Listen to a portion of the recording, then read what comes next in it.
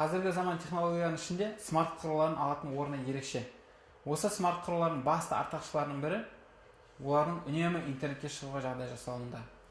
Сонымен қатар, осы смарт құрылғылар былайша қарағанда кішігірім ғана құрал болғанмен, оның құрамында көптеген тетіктері бар. Атап айтсақ, акселерометр, гироскоп, магнитометр, пульсометр, қашықтықты сезгіш, жарық сезгіш, барометр, педометр, тіпті термометрге дейін бар. Осы құрылғылардың түрлері өте көп және олардың құрамындағы тетіктерінің арқасында қолдану аясы өте кең. Былайша айтқанда, біздің күнделікті қолымызға ұстап жүрген смартфон планшеттеріміз бір ғажайып құралдың өзі. Ендеше, осы айтылған смарт құрылғыларын оқу үдерісінде қолдануға болатын бір мүмкіндікті қарастырайық. Android жүйесінде жұмыс жасайтын Samsung компаниясының смарт құрылғыларын оқу үдерісінде пайдалануға қолайлы мүмкіндіктердің бірі ол Group-Play қосымшасы. Бұл қосымша бірнеше смарт құрылғыларды біріктіріп, бірлесіп жұмыс жасауға мүмкіндік беретін шағын топ құрады.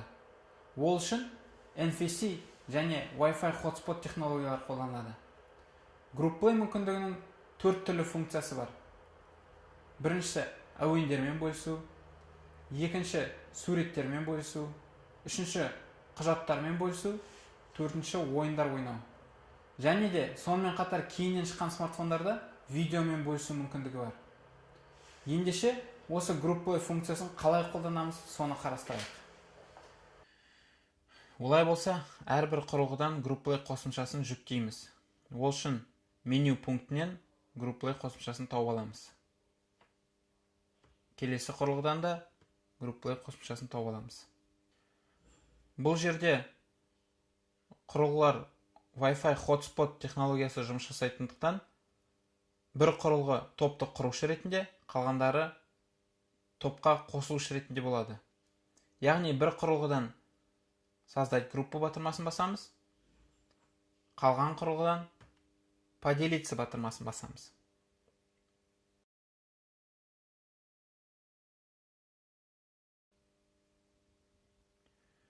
Өзіңіз көріп тұрғандай Group-Play қосымшасының интерфейсі осындай. Бұл жерде оң жақ жоғарғы бөлікте осы топқа қосылған құрылғылар саны көрсетіледі. Біздің жағдайымызда 2 құрылғы.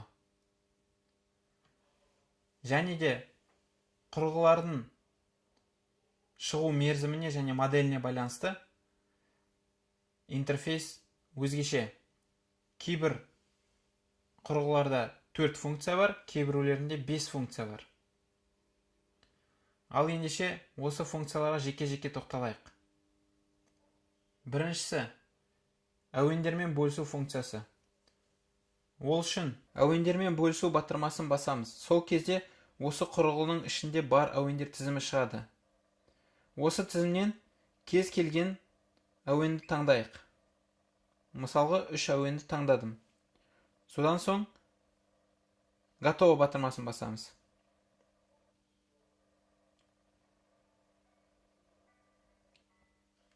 Топқа қосылған құрылғыларда өзіңіз көріп тұрғандай әуендермен бөлісу функциясының үстінде белгіше шықты.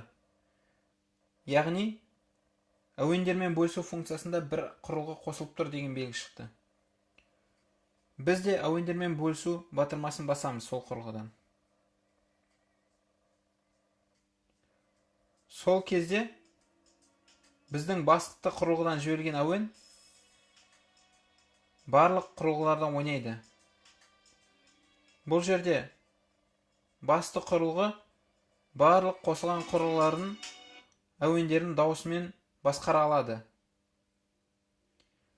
Және де баптау режиміне ауыссақ, келесі әуенге ауыстыру батырмасы да бізге қолжетімді болады. Және де өзіңіз көріп тұрғандай, басты құрылғыда экранның оң жақ төменгі бөлігінде әуендер тізімі батырмасы бар.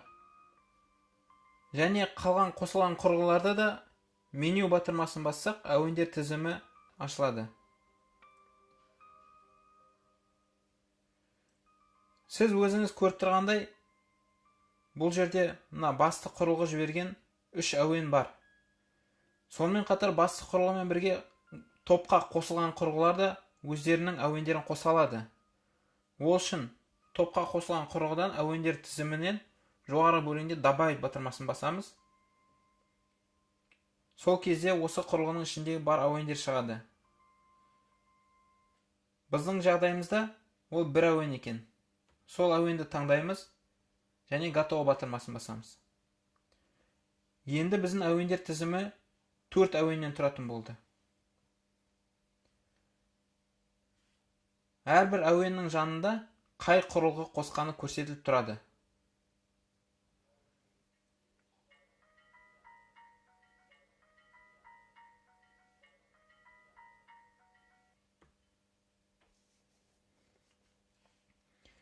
Келесі суреттермен бөлісу функциясын қарастырайық. Ол үшін суреттермен бөлісу функциясын басамыз. Сол кезде біздің құрылғымызда бар суреттердің тізімі шығады. Осы тізімнен керек суреттерді таңдап алып, готово батырмасын басамыз. Дәл манағыдай суреттермен бөлісу функциясының үстінде белгіше шықты. Біз де сол функцияның үстіне басамыз. Осы кезде біз бөліскен суреттер барлық құрылғыларда қолжетімді болады. Біз бір құрылғыдан суретті ауыстырсақ, қалған құрылғыларда да суреттер ауысады. Және де бұл жерде осы суреттің үстіне бір бассақ, жоғарыда сурет салу режимі қолжетімді болады. Сурет салу режиміне ауысқан соң, бізде қаламсап және өшіргіш шығады. Қаламсаптың параметрлерін таңдау үшін қаламсаптың үстіне басамыз. Бұл кезде сызықтың қалыңдығын немесе түсін өзгерте аламыз. Қаламсап параметрлерін берген соң, біз суреттің үстіне белгі сала аламыз. Және де осы салған белгіміз барлық құрылғыларда көрінеді. Сонымен қатар, осы салған белгілерді өшіру үшін өшіргіш суретін басып, кез келген белгішені өшіре аламыз. Белгішені өшірген кезде де барлық құрылғылардан көрінеді. Немесе өшіргіш суретін басып, түгел белгішелерді өшіруге болады. Ол үшін очистить все батырмасын басамыз. Келесі суретке ауысу үшін біз көру режиміне ауысу керекпіз. Ол үшін қаламсаптың қасында көру режимін батырмасын басамыз, яғни режим просмотры. Сол кезде біз келесі суретті ауыстыра аламыз. Дәл осы әрекеттер топқа қосылған кез келген құрылғыдан жасауға болады.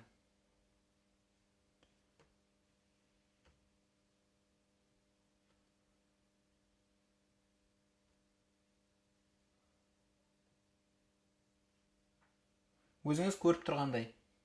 Енді осы суреттермен бөліскен құрылғыдан басқа барлық құрылғыларда суреттерді сақтап алу мүмкіндігі бар. Ол үшін меню батырмасын басамыз. Сол кезде бізде сохранить деген кнопка шығады. Сохранить батырмасын бассақ, бізде таңдау шығады. Бұл кезде картинка десек, ол тек қана бір суретті сақтап алады. Изображение с рисунком десек, жаңағы салынған белгішелермен бірге сақтап алады суретті. Ал все изображение десек, осы топта бөлінген суреттердің барлығын автоматты түрде сақтап алады.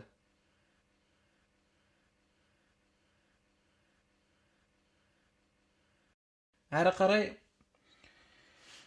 құжаттармен бөлісу функциясы да суреттермен бөлісу функциясына ұқсас.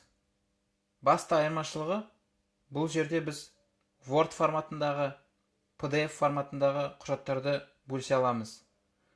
Құжаттармен бөлісу үшін құжаттармен бөлісу батырмасын басамыз. Және біздің құрылғымызда бар PDF болсын, Word болсын форматтағы құжатты таңдап, готово батырмасын басамыз. Дәл манағыдай белгіше шыққан соң, құжаттармен бөлісу батырмасын қалған құрылғыдан басамыз. Бұл жерде біздің PDF форматындағы құжатымыз әрбір беті бөлек-бөлек ашылып тұр. Дәл манағыдай сурет салу режиміне ауысып, белгішелер қоя аламыз. Және осы белгішелерді жоя аламыз.